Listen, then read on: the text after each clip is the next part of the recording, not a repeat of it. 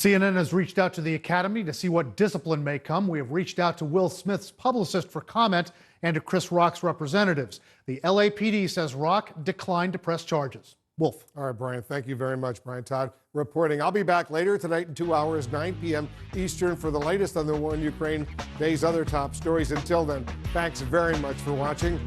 Erin Burnett on Front starts right now.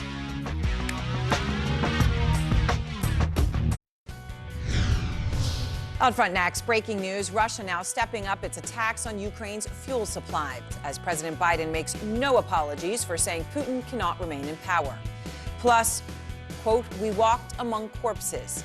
Hear the horrifying accounts from Ukrainians who have managed to escape the besieged city of Mariupol. And negotiators, including a Russian oligarch trying to hammer out a deal between Ukraine and Russia, recently experienced skin peeling and sore eyes after a negotiating session. What happened? Let's go out front. And good evening, I'm Erin Burnett. Out front tonight, the breaking news: Russia intensifying its assault as it targets Ukraine's fuel supply.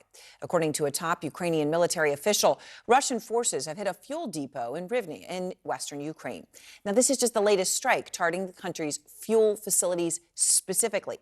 Over the weekend, a barrage of Russian missiles targeted fuel storage sites across the west of Ukraine, including in Lviv. And today's attack happening as Russia and Ukraine are battling for control of crucial Ukrainian cities. Tonight, the mayor of the besieged city of Mariupol using some important words, saying humanitarian corridors are now in the, quote, hands of the occupiers.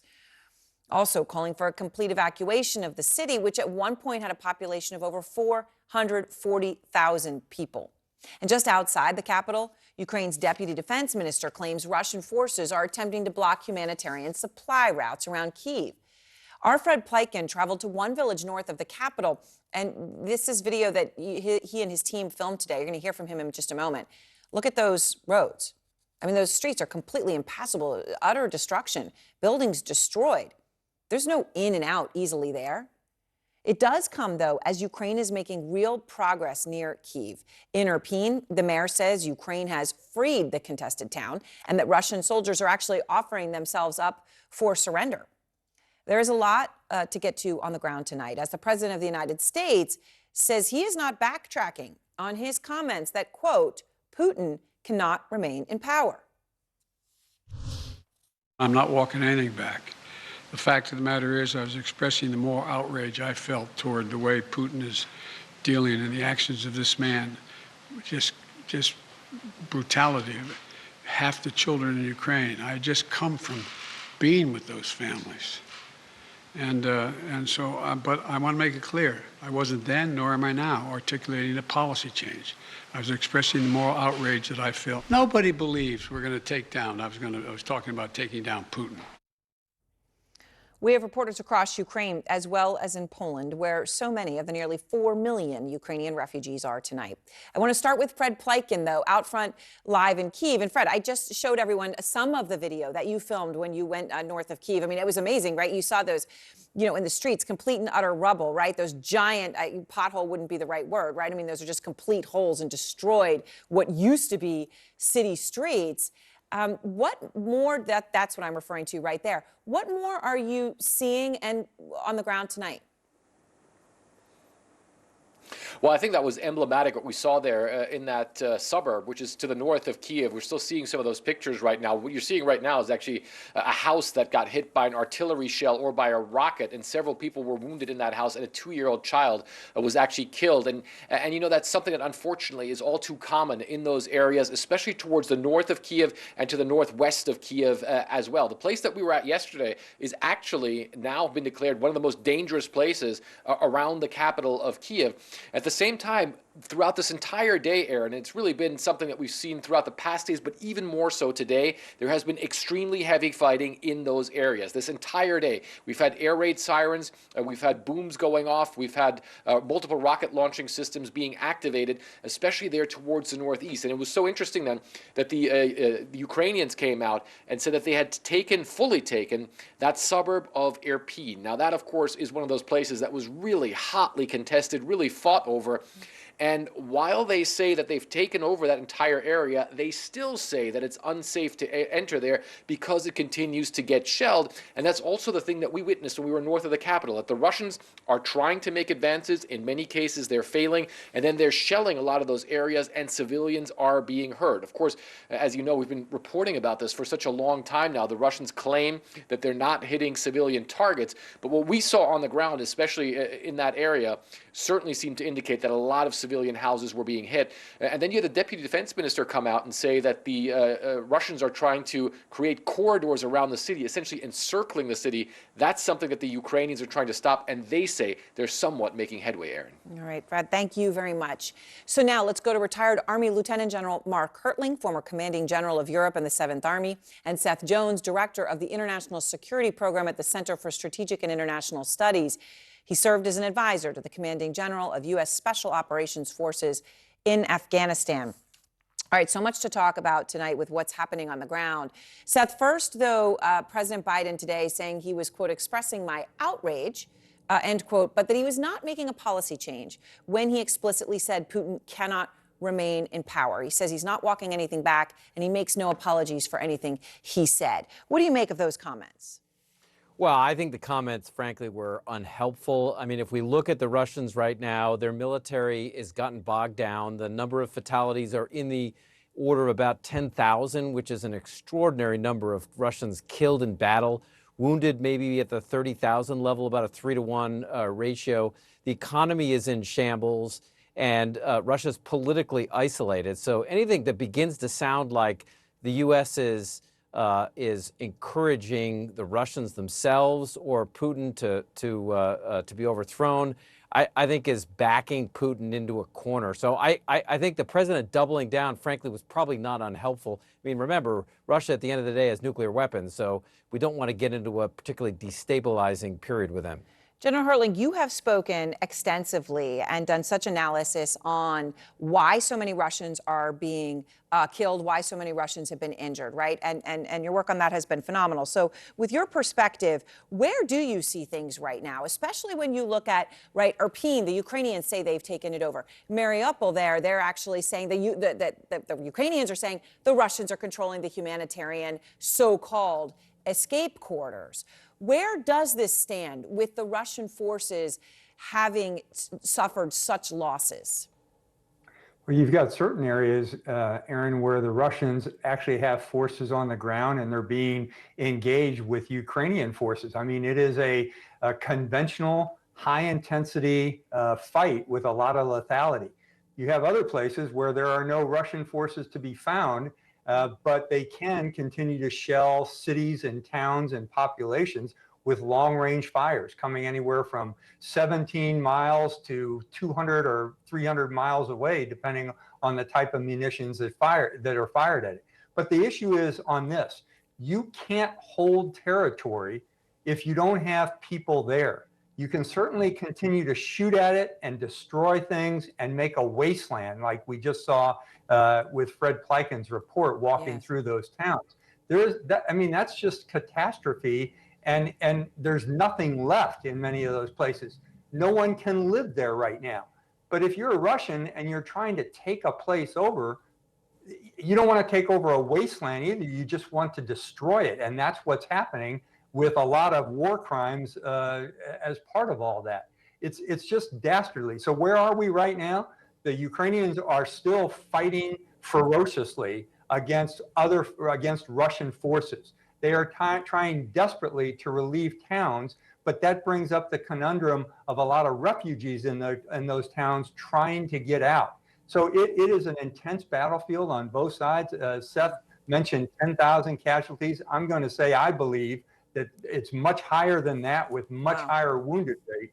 But you know that this is intense, modern day conventional conflict with high-powered and ferocious weapons.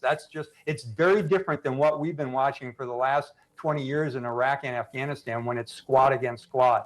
These are heavy armored equipment against other heavy armored equipment.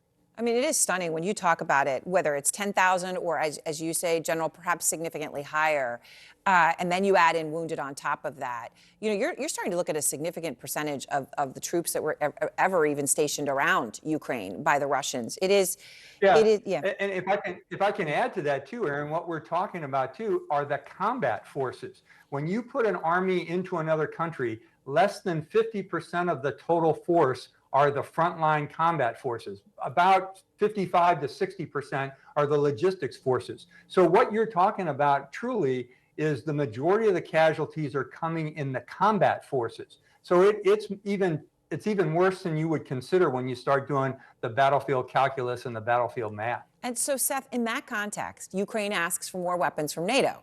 And the U.S. obviously has been providing a significant amount of weaponry to Ukraine and defensive capabilities as well. But when you look at the incredible losses Putin is suffering, and then you contextualize it with the support that Ukraine is now getting, you know, continued from NATO and the U.S., how does Putin see that when it comes to that fundamental choice that he may have to make over what weaponry to use? Well, Aaron, I'm concerned about a couple of different things. One is what we saw in Syria with President Putin's ally, Bashar al-Assad, which is the use of chemical weapons to clear cities and neighborhoods. They use sarin, chlorine, and other types of weapons. And the Russians were very active in providing a disinformation campaign. The other is increased targeting in an effort to interdict the flow of weapons coming into the country. And we have seen examples in the past couple of years, including a GRU unit, military intelligence directorate, conduct an attack in the Czech Republic of an ammunition depot.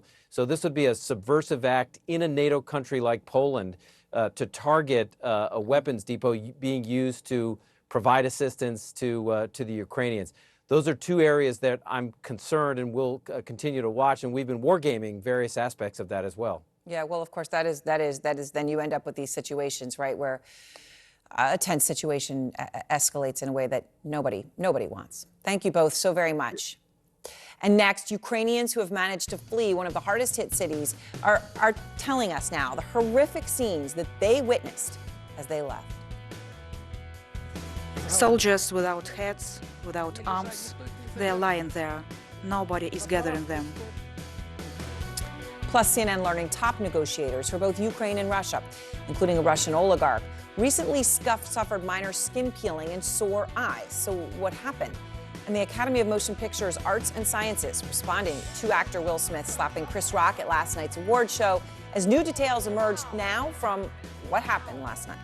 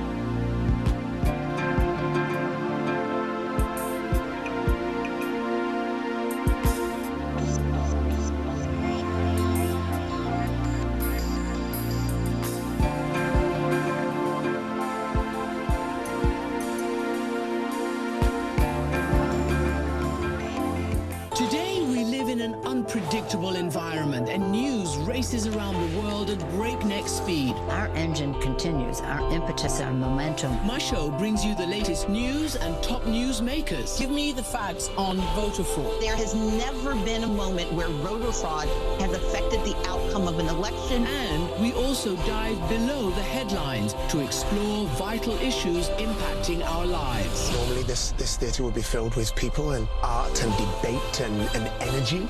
And so now we have to rely on the two of us. How interesting is it to be Tyler Mitchell today?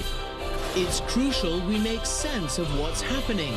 There seems to be some confusion that maybe you can clear up. Where are the US forces in Syria going? And fully understand what's at stake. What's happening now in the world is a great thing because people are talking about subjects they never did before.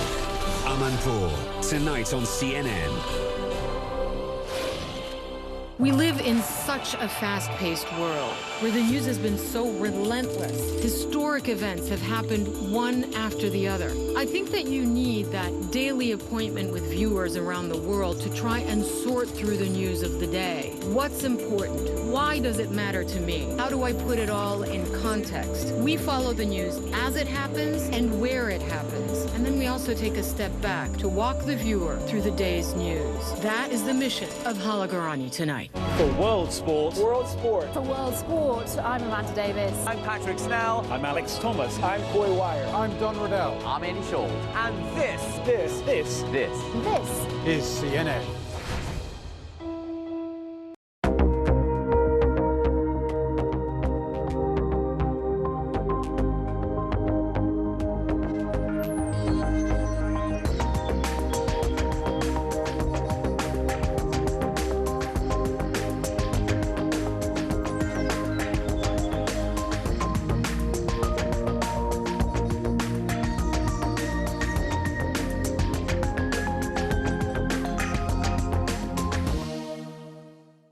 You can help the refugees from Ukraine. Join the over 70,000 who've already raised millions for food, shelter, and more. Explore cnn.com/impact. Click to take action. New drone footage into CNN tonight showing the sheer scope of the devastation in Mariupol. Officials estimate 90% of residential buildings in that city have been damaged. Many of them, just completely, as you see there, reduced to rubble, to just shadows.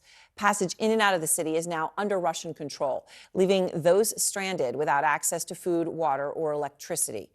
Ivan Watson is out front tonight in Zaporizhia, a gateway for many who are trying to reach Ukrainian-controlled territory coming out of Mariupol. And Ivan, what are you hearing from the people who were able to make the herring escape from the capital and to survive doing that after surviving weeks with no communications and no fresh water and no electricity and no additional supplies of food?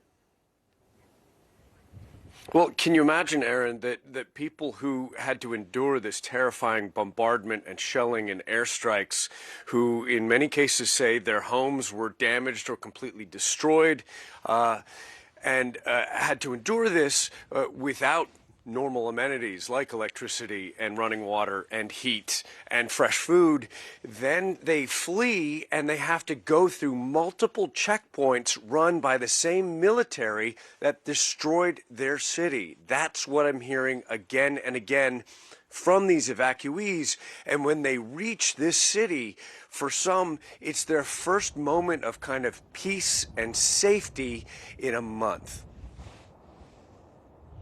Shattered by Russian artillery, the windshield of a car that a Ukrainian family used to make their two-day escape from the besieged port city of Mariupol. We meet Natalia shortly after her family reaches relative safety in the parking lot of a superstore on the edge of the Ukrainian city of Zaporizhia. The day before yesterday, an artillery shell hit our house, she says. Half of the house is gone. This is what was left. If Russia sees this, I want them to know that they aren't defending us. They are killing us because they seem to think they're defending us, and that's just not true. This parking lot, an unofficial gateway to Ukrainian-controlled territory for more than 70,000 Ukrainians who officials say fled Mariupol. The evacuees look shell-shocked. They arrive in vehicles draped with white rags and signs that say children, and some, like 4-year-old Alisa Isayeva, show up in yellow school buses. They were bombing us, she says. Bombing us with planes and tanks. Alisa's aunt Lilia says she suffered from a concussion for days after a strike hit her home. We walked among corpses. There were bodies under the evergreens, soldiers without heads, without arms. They're lying there. Nobody is gathering them. There was such fear that I felt like I was underwater. I wanted to wake up. And now I'm here, and this feels like some kind of a dream. Inside the superstore, volunteers and the city government are trying to help. Newly arrived evacuees are welcomed at this support center where they're offered warm meals, access to medics, and information about how to travel deeper into safer parts of Ukrainian territory.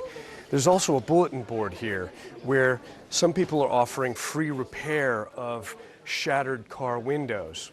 And there are also postings here looking for information about missing loved ones.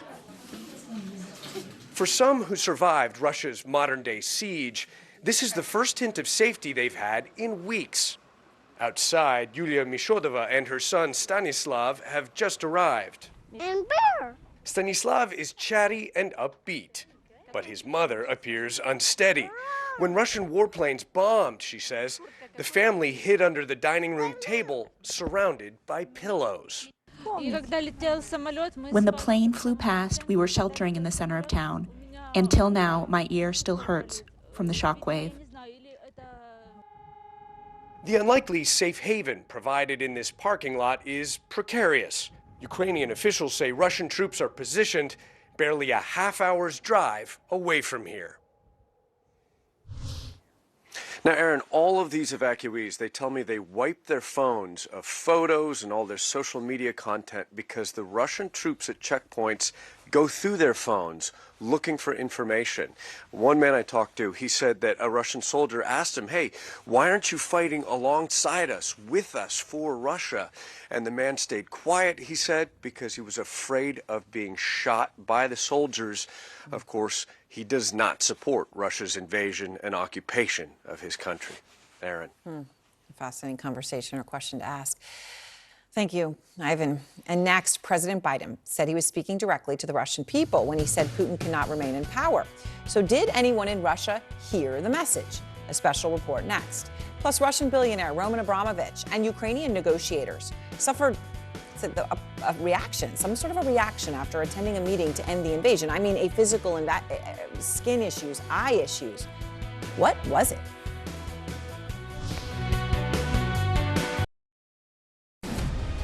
Bringing together thought leaders and policymakers under the banner of diplomacy, dialogue, and diversity, Doha Forum will reconvene for its 20th edition in March 2022 to discuss transforming for a new era.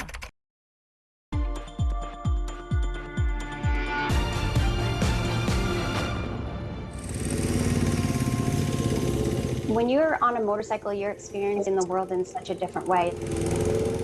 When you hit the open road and there's nothing but kind of the sunset that you're chasing, it really does give you a sense of what it means to be alive. My name is Lauren Trantham, and I'm the founder and executive director of Ride My Road. Ride My Road is a fundraising organization. We primarily operate within the motorcycle community to raise funds and awareness around the topics of human trafficking in the United States. In 2016, I was going through a divorce, and it was a really tough time for me. And so I decided to jump on my motorcycle and take my camera. I did 10,000 miles across America. I photographed 40 survivors. That was really how I began this journey, was more as a personal project as a photographer, with just this idea, this thought that can we heal a broken heart through helping others? Survivors are literally the best among us. They have persevered and have so much resilience, and we have so much to learn from them. We look at vulnerable people and think that maybe they're just cast aside or they're not important, but I think really we need to look to them if we want to move forward on issues like human trafficking.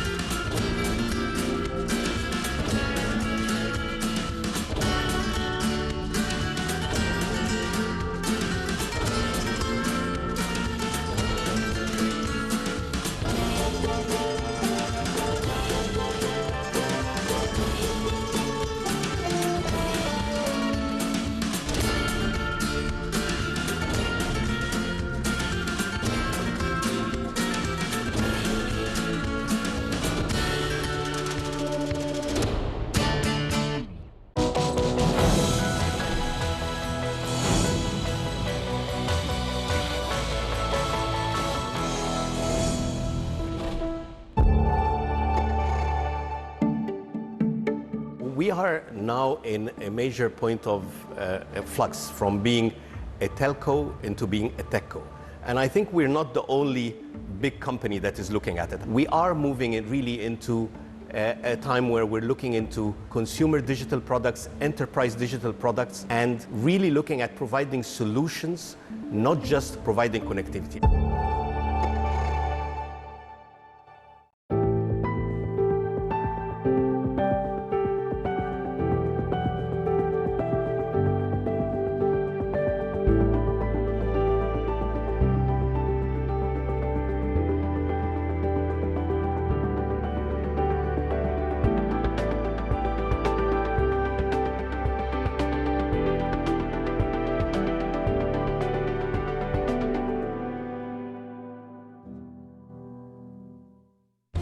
I'm Fred Pleitgen in Kiev, Ukraine, and this is CNN.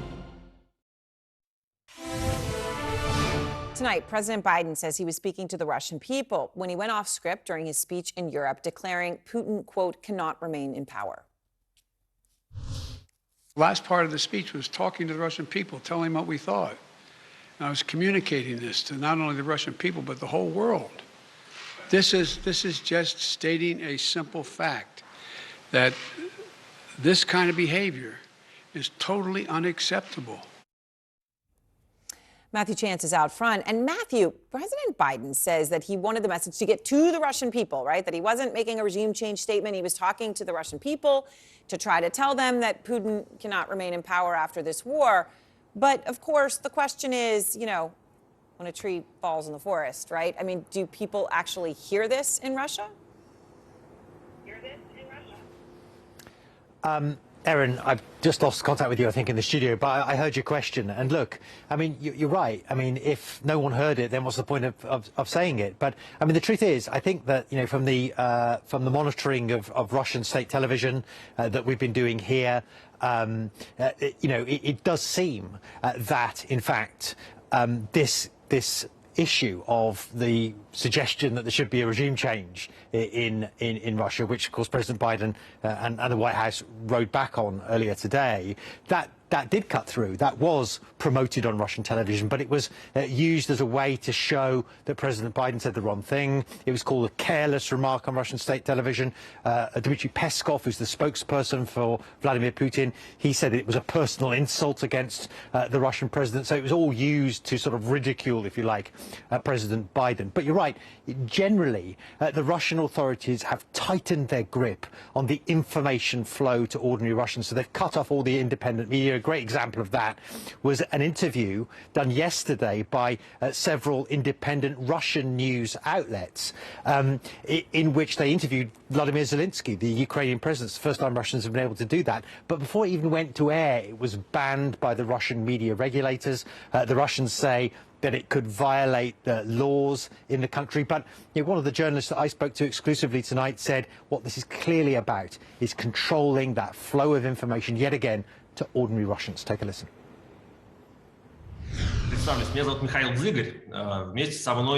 This was a groundbreaking interview with what the Kremlin sees as an enemy head of state, and a first for Russian journalists covering this war.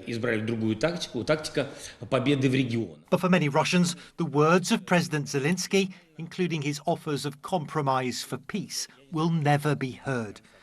Russian authorities banning the interview before it was even broadcast, and now vowing to investigate the journalists who carried it out.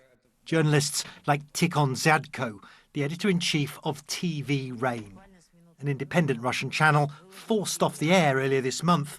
No to war, his editorial staff said, as they walked off their Moscow set. There is a digital iron curtain on the Ukrainian topic in Russia, and we see that there is I would say, military censorship in Russia, and all the information which is not going from Russian Ministry of Defense or from the Kremlin is forbidden.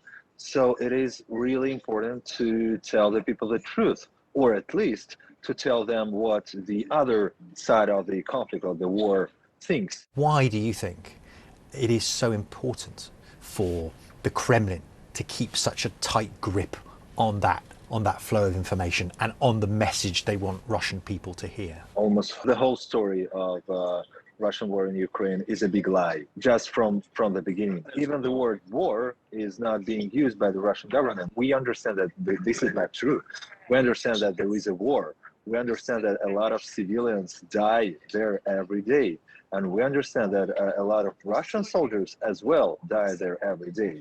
And Vladimir Zelensky, he is the person who has a lot of information on what is going on there. And of course, he gave us this information during this interview. And of course, the Russian government doesn't want this information to be spread in Russia. This is what the Kremlin does want Russians to see.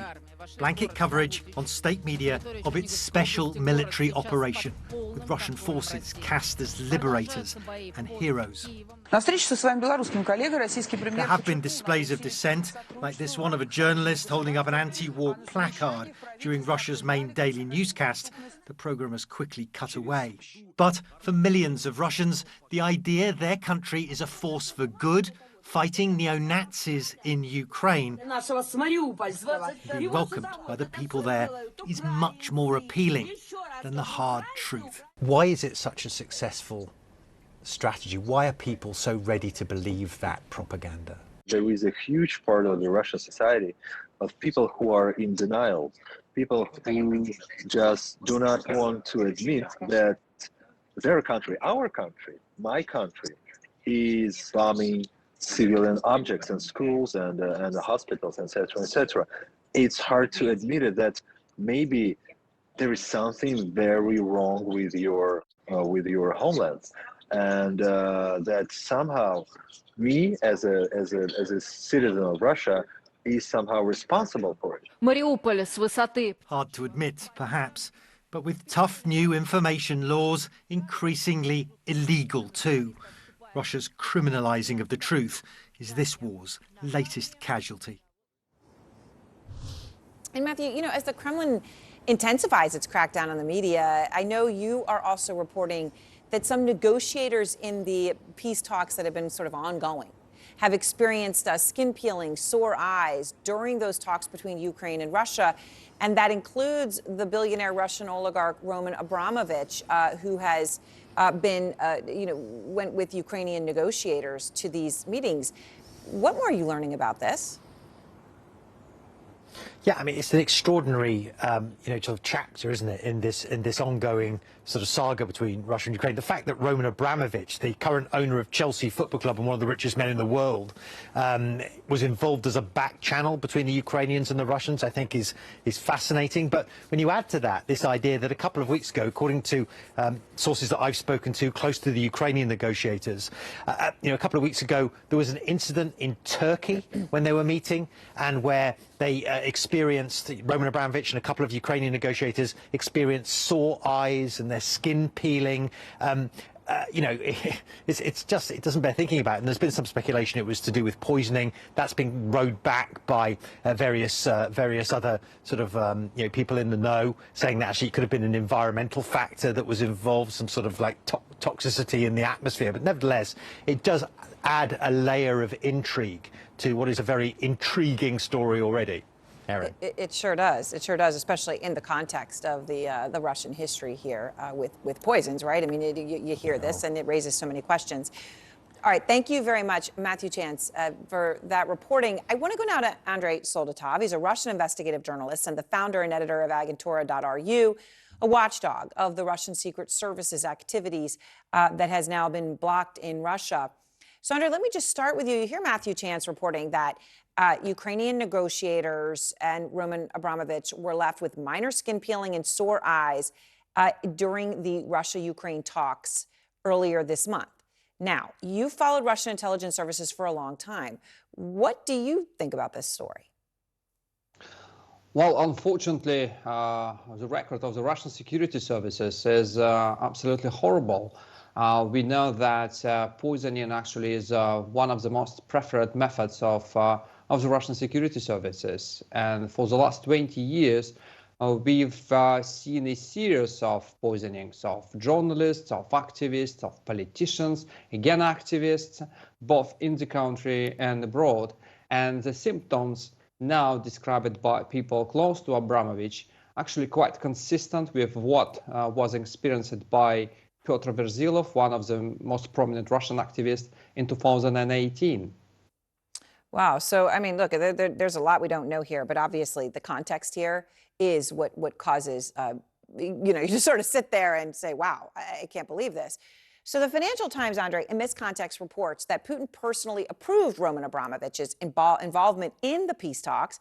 And the Wall Street Journal reports President Zelensky actually explicitly asked President Biden, don't sanction Roman Abramovich because he's important here.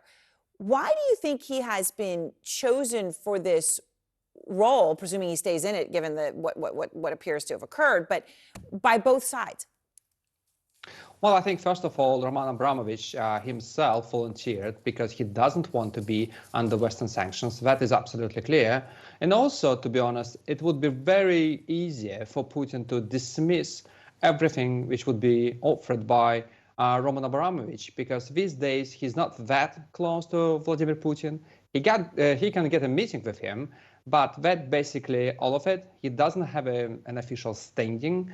He doesn't occupy any official position. So, well, you can use him or you can just dismiss him. You have all options. Wow. All right, Andre, thank you. I appreciate your time. Thank you. And next, a federal judge saying it's, quote, more likely than not that Trump committed a felony by trying to overturn the 2020 election, a significant development today. Plus, we're going to take you to the largest Ukrainian refugee site in all of Europe, where resources tonight are being pushed to their limit. I'm David McKenzie in Cape Town, and this is CNN.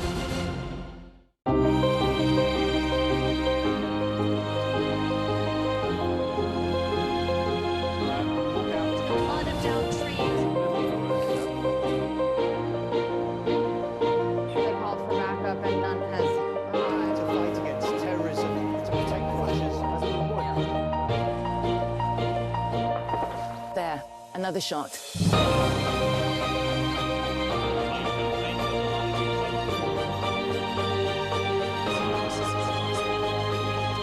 Very nice to meet you. I wish you the best.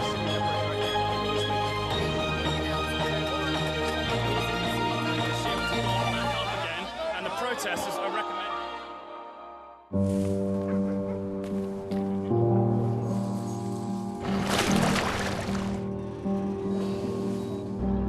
It really only takes a few moments to gain an appreciation of just how tough it is out here. They've been coming across sniper fire, gunfire, mortar rounds. You can see really just how intense it is here. We have to wrap it up right now.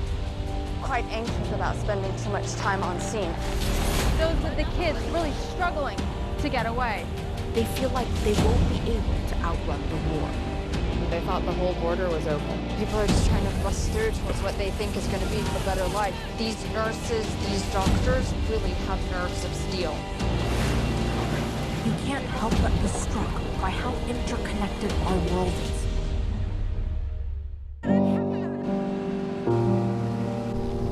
Arwa Damon, CNN.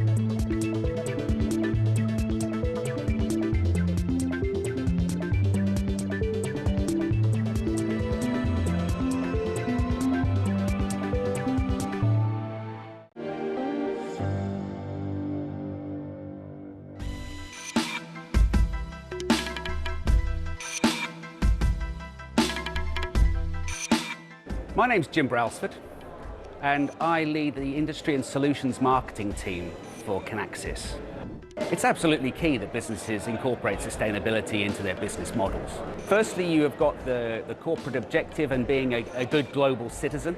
You've also got the need to be reflecting that to your public, to your consumers, that show that you are actually being environmentally conscious. And also, as supply chains are more mature and are considering all of these things in a holistic way, it develops a sort of a steadiness to their operation. Supply chain sustainability will become a qualifier. It will not necessarily be the winner, but it will become a qualifier enabling you to participate in the competition.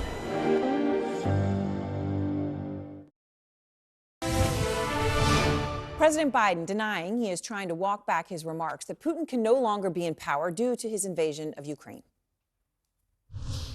I was expressing the moral outrage I felt towards this man. I wasn't articulating a policy change. Just to be clear, this was what he said initially.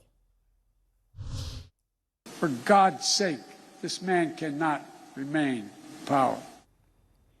Out front now, Will Hurd, former Republican congressman from Texas, who also spent nearly a decade as a CIA officer. He is the author of the new book, American Reboot, An Idealist's Guide to Getting Big Things Done, which is due out tomorrow. And we need idealism, and we need big ideas.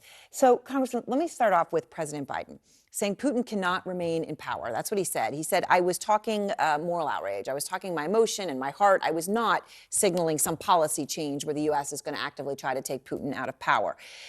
Can those two things exist simultaneously from the President of the United States? Not from the President of the United States. Just like we learned in the last administration, errant tweets, errant comments in speeches has a tectonic impact on when it comes to foreign policy. There's a lot of Russians today thinking, oh, maybe this is the U.S.'s goal is for regime change. A lot of our allies are asking questions like, does this signal a policy? Also, you have the Ukrainians thinking, oh my God, is this now the time for the Americans to start providing more support to us in order to really double down against the Russians? So it complicates our foreign policy. And I guess in a sense, it sounds like what you're saying is, look, you can have moral outrage. We all know what Biden thinks. Of course, he wants Putin out of power. Sure. But saying something, putting words to something, even if Putin already knows it, is still a different thing. It is a different thing, and being the leader of the free world has impact, right? And what you say matters, and we got to make sure our actions and our words are combined. That's one of the things, one of the chapters in my book. I talk about how to make sure our audio and our video match. We got to do the things that we say, and when they don't match, you ultimately have problems. And also, our adversaries need to know, be clear, what do we stand for? What are we going to do? And in my opinion, when it looks at, I've been associated with the national security space for 21 years. Yep. And I learned something very simple. Your friends should love you, and your enemies should fear you, right? And that statement makes our enemies question our allies, question what our policy really is, and what have we done all day today? We've talked about what did Biden really say. We haven't talked about what did President Zelensky mean by saying he's open to the idea of neutrality. We haven't talked about how do we have a Marshall Plan for Ukraine and Eastern Europe to deal with the aftermath of the Russian invasion of Ukraine. Those are the conversations we should be having, and we're not because of this gaffe. So earlier today, a federal judge, you talk about, Trump with his tweets and the things he was saying, was, it was absurd. It caused problems in so many cases. Today, a federal judge said it is more likely than not that former President Trump committed a felony with, specifically, Congressman, his efforts to overturn the 2020 presidential election. So do you think somebody who likely committed a felony, according to this judge, should be your party's presidential nominee? No, of course I don't think that. And again, I don't know what information the judge was basing this off of. I think a phone call to the Georgia Secretary of State saying scrounge up some votes, that was an effort and ultimately commit fraud. But here's the reality. Even when someone like Mo Brooks is saying we need to look forward, not back, the Republican Party needs to accept the fact that Donald Trump lost this election. The sooner we get beyond that, the better off we are going to be as a party. Okay, so in your book, you write about this. You're very critical of the state of the Republican Party, and you write, the party can't have in it a-holes, racists, misogynists, and homophobes. For our party to more accurately reflect a broader America, we will need to appeal to the middle, not the edges. Do you see that spreading in a party where, you know, what you're facing is it seems to be a quarter to a third of the country, and certainly the vast majority of your party still believes in Trump? So I would say voters are different. Like I've crisscrossed. You know, I had a big district when I was in Congress. Yep, largest border district in the country. In the country. As I crisscross the country now, you hear people are concerned. And what's going to happen in 22? Republicans are taking back the House. It's almost a fait accompli, and that we're taking back the House because of Democratic incompetence. Imagine if we were a party that people looked to and said, hey, we actually believe in your ideas and we like you people. It's not just a vote because we don't like the other side. That is what we're going to have to deal with. And if the Republican Party starts appealing to a broader audience, you're going to see in South Texas in this election cycle a lot more Latinos voting for Republicans in probably record numbers. Why? Because the border's in chaos. Why? Because 40% of folks that live along the border have some connection to law enforcement. So when one wing of your party on the Democratic side talks about defunding the police, these things have impact. So this is the opportunity for the party to go to. Oftentimes, what do we do in politics? We fight the last election, not the next election. All right. Thank you very much, Congressman Hurt. I appreciate it. And as I said, his book, American Reboot, out tomorrow. And next, we go to the city home to the largest refugee camp from Ukraine. Its population has grown by almost 20%. Hospitals, schools full. Plus, Will Smith posting a message just moments ago. What he's saying about the joke that led him to slap Chris Rock.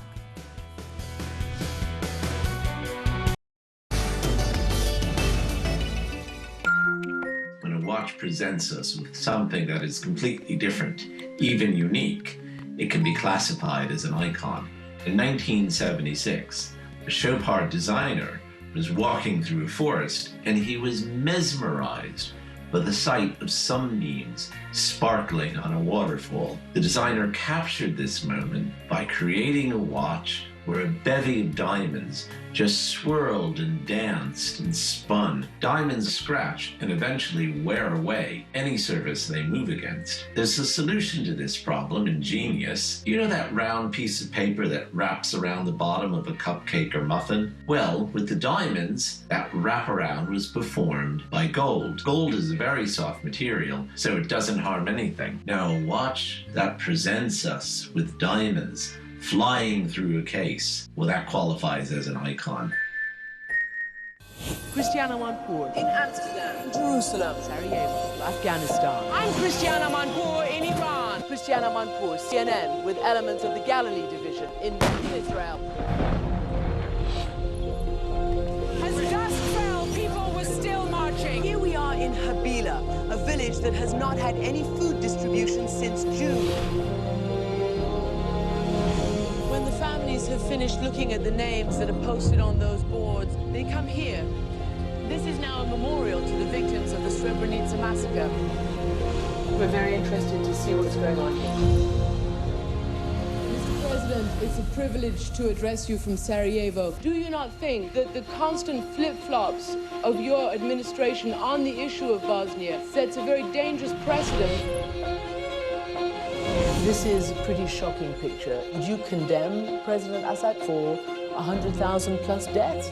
You still have huge dreams. They didn't take that away from you. They only can shoot a body.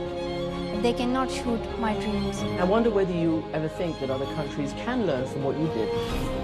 I'm sure you must be their first cycling president. Bonjour, comment ça va? Salam alaikum. Mr. President. Guten Tag. Hello. What a historic day, huh? Holy Father, you were the first person to call modern slavery and human trafficking a crime against humanity. She says yes, women are the future. Can I just address the elephant in the room? You're wearing your dark glasses. What made you be so passionate about the environment? I saw you listening to that testimony. You look pretty broken up yourself. Does love have a chance of winning? I always believe that.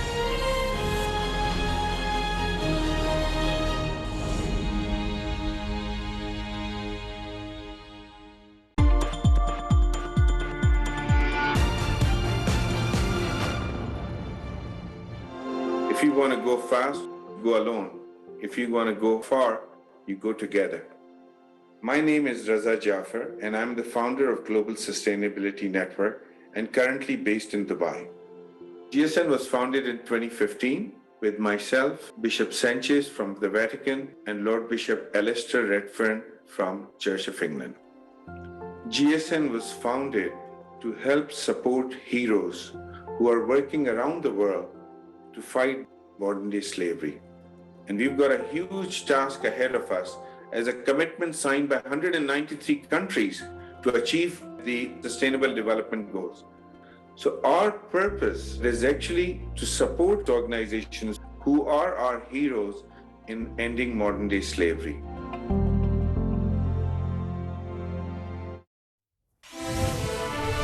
Major cities across Ukraine remain under full attack by Russian forces tonight. This is CNN footage of Kharkiv, once a bustling city of more than 1 million people, the second largest in Ukraine.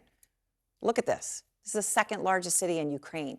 The constant bombardment has forced millions of refugees from there and elsewhere, mostly in eastern Ukraine, across the border to Poland, where resources are now stretched incredibly thin.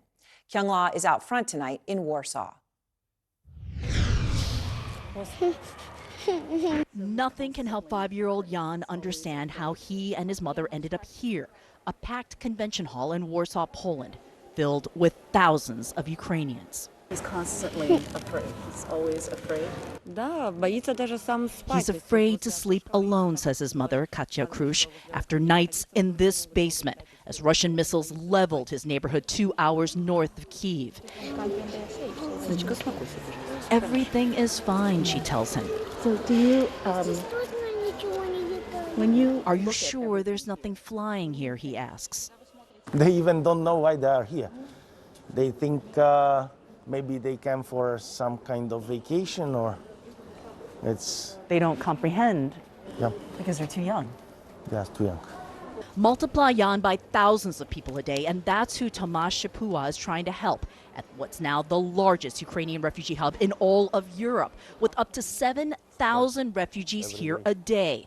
I must work, and I don't have to think about such a things too much, because it's really difficult, and it's a tragedy. You'll see.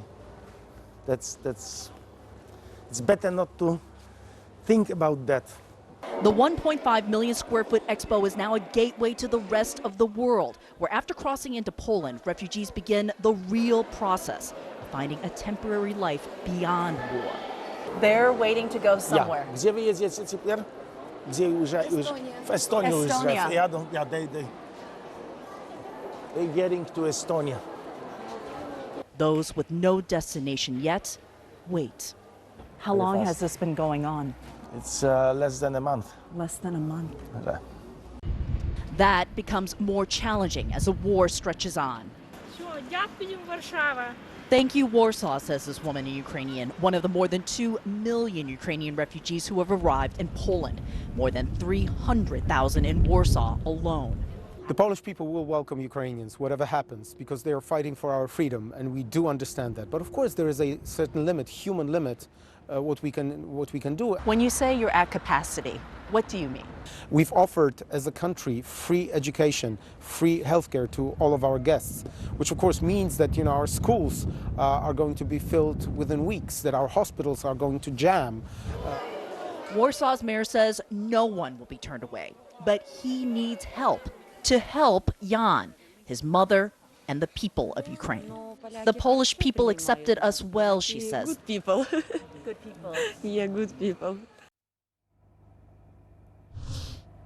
Now, the mayor says his population of his city has increased by 20%, and that's just happened in 1 month. So what is extraordinary to him, and really to us, Aaron, as we walk around, is what we are not seeing. People sleeping on the streets, any tents anywhere. And he says he's been able to do this successfully so far. He's just not sure how much longer he can do that. Aaron? That's obviously the crucial question, right? How much longer can all this stay? Thank you, Kyung. And next, Will Smith just posting a message for Chris Rock. I'm Selena Wang in Tokyo, and this is CNN.